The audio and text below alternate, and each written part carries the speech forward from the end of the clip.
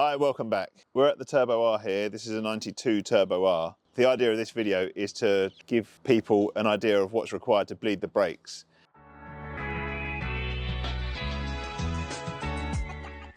It's a question that's often asked because the conventional way that you bleed brakes is through a master cylinder, and it requires you to pressurize the system, crack the bleed screw, close it, and then come off and allow the fluid to be drawn back into the master cylinder, and then you can press again. This system's completely different because it doesn't work on a master cylinder. There isn't a master cylinder on this car at all. What you've got is you've got two brake pumps that are driven by the engine, which are in the middle of the engines down here. They're driven by the camshaft. They're fed with fluid from these reservoirs here into the brake pumps. The pumps pump out the fluid at high pressure. They go into valve bodies which regulate the pressure, and those valve bodies have accumulator spheres attached to them which have a diaphragm with gas behind, which gives the whole system a reserve of pressure. So once you've got the system pressurized, you have a reserve of pressure which is available to be used. When you put your foot on the brake, you're opening a valve and allowing some of that pressure into the calipers, which will then squeeze on the brake pads onto the discs and slow the car down. When you let go of the brakes, that allows that pressure to return back into the reservoir. Anytime you open up the braking system at all, you can introduce air into the lines or into the components, and you can't brake properly if you've got air in the system. To bleed a car with this system, what you need to do is hold the brake pedal down, run the engine, keep the system pressurized, and then because you've got the brake pedal held down, that valve's open, so the calipers will be pressurized, and then all you need to do is go to the calipers and open the bleed screw, and that will allow the fluid to flow, and it will keep flowing until you close the bleed screw or you run out of fluid. So it is very important that you don't allow it to run out of fluid, because then you're going to be introducing a whole load of air into the system. That's what you want to avoid. So the first thing we're going to do is just make sure that our reservoirs are topped up correctly with fluid, and then we can start the bleeding process. This is a really important thing because in 1980-ish, when they transitioned from the SY chassis to the SZ chassis, they moved from using RR363 brake fluid to hydraulic mineral oil. And the two are not compatible, they're not interchangeable. If you put one in the other, it will destroy all of the rubber components in the braking system and hydraulic system. Many people have done it, and many people have paid a big bill because of it. So you really have to make sure that you're using the right fluid. There's big warnings on top of the reservoir here that tell you to make sure you're using the right fluid. They also have a very special kind of filling connection to ensure that you can't just pour in fluid from the wrong type of bottle. So these filler tubes are required to top up your fluid. They've got a lead seal on the cap, so you can't just pop the cap off and pour in any old fluid. So always check and double check that you're using the right fluid. Because of these types of filler necks that they use, there's a special way of filling up the reservoir. You can see that this fluid level is low on this glass. This one's up high and this one is not, and when that fluid comes up to the proper level, that little green float will raise to the top. You quarter turn that, so I'm going to show you how you top up this.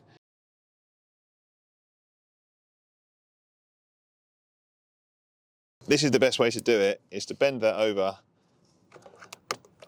and lock that in place, and then you're just going to let it go in, and as you can see, the float's just starting to come up already, so it doesn't need a lot.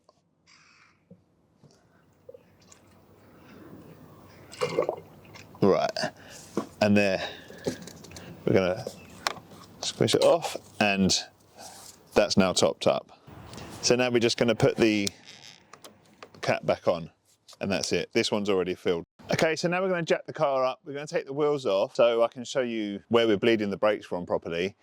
You can do this without taking the wheels off, but you won't be able to see properly, so we're going to take them off. Usually you'd do it on a ramp. You wouldn't even jack the car up. You'd put it up and get underneath it and bleed it out. We're going to jack it up from the front subframe where the lower wishbone arms join at the front. It's a very strong point.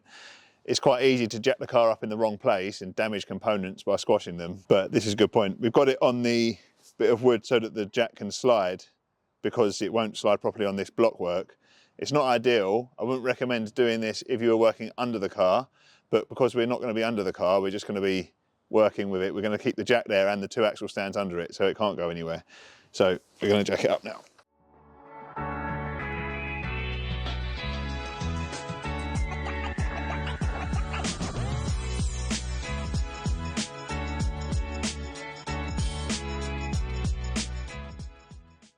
Okay, so we've got it there with the axle stands underneath the wishbones. So I'm going to let it down off the jack so that the axle stands can take the weight. But I'm going to leave the jack there as a 3rd point of safety. So that's done. So the next stage is to get the wheel off now that we've got it jacked up. So the first thing you're going to have to do is get the hubcap off. So that can be problematic. You've got this hook that's usually with the keys or in the toolkit in the back of the car. The idea of this is you put it in here and hoik out this cover. This one came out easily. It's got no O-ring on it. That's not ideal because it could fall off on the road. But a lot of people, they want to put it in the middle, but if these are tight, you're just going to rip the middle out. So you want to go to the outside of either of the holes when you're hooking it out. Then you want to make sure you've got the right key. People lose the keys or the lock seize and they have to get drilled out, and then you can buy a new set of locks, but you could end up with mismatched keys. Hopefully it's the right key. So sometimes as well, the lever on the back of this hubcap can get seized. So you just want to give it a little tap as you take it off, and then as you can see the hubcap comes off. So there's a hubcap off. Okay, so we've got the hubcap off now. We're going to undo the wheel nuts. One thing to remember on these cars is each side the wheel nuts do up a different way. So on this side, you have a left-hand thread. So that means they do up when you turn them left. So the way to remember that is, what I was always told is, if you're doing it up with a bar, the way you swing the bar, you always swing forward from the top to do them up. So we're going to undo these nuts.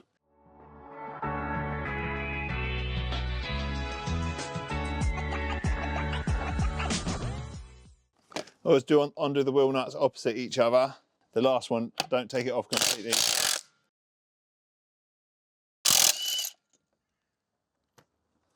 And then we're going to just lift the wheel off.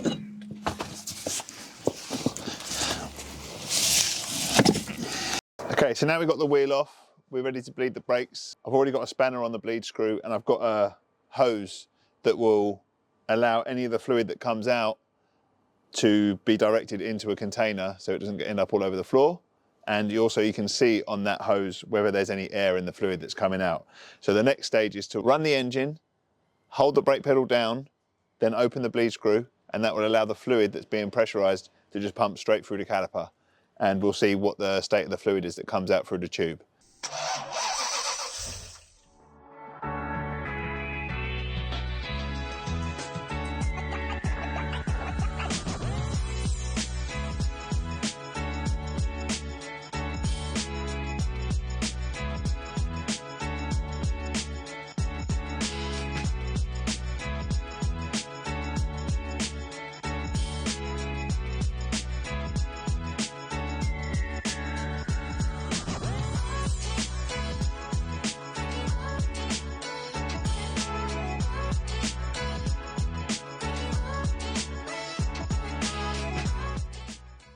Right, so as you saw there, as soon as we opened the bleed screw, the fluid came out and there was no big lumps of air first. It was pretty clear. You will get some air potentially pulling in through the threads of the bleed screw. There was quite a lot of foam in the bottle there. The fluid also looks quite dirty. It just shows that it's worth changing your fluid regularly, or at least bleeding out some of the fluid, because the fluid that sits between the calipers and the valves is not really circulating through the car, so it can get quite old. That's why it's worth changing out your fluid and bleeding it through a bit at regular service intervals. If we kept that open into a bigger container, what would have happened? It would have just carried on flowing until you run out of fluid in the reservoir.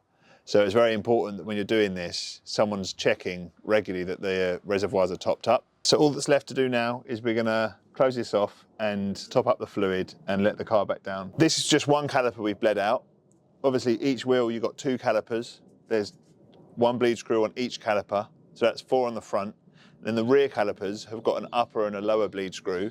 So each bleed screw would need to be bled to get all the fluid through. The later cars have a bridging pipe that goes from one caliper to the other, so there's only one bleed point on the fronts. This is exactly the same for the silver shadows. They go to a metric style bleed screw, which is a 10mm. The silver shadows are a 7/16, even though the threads are metric, I believe. Some of the later Girling calipers have a metric thread, or the early ones are 3/8 UNF. Same process, exactly the same, except for the very early silver shadows, which have a master cylinder, but only supplies one system on the rear calipers. Is the only system on these cars that would need to be bled like a conventional style system if you've got an early master cylinder silver shadow. But like I say, that is only for one system on the rear brake. It also provides the pedal feel, whereas on the later cars, the pedal feel is only provided by a rubber cushion, because all you're doing when you press the pedal is opening a valve. We're going to box this up for now and top up the fluid.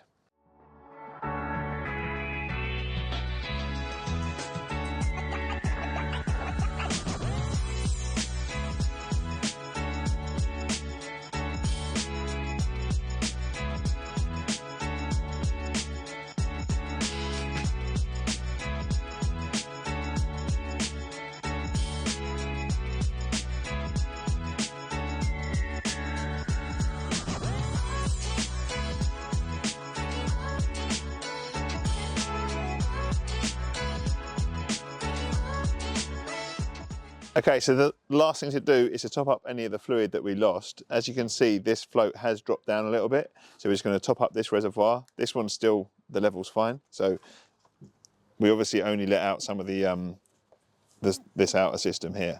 So again, we're going to remove the cap. We're going to fit the tube. I'm just going to top that up until the float reaches the top. There you go, you see it's coming up.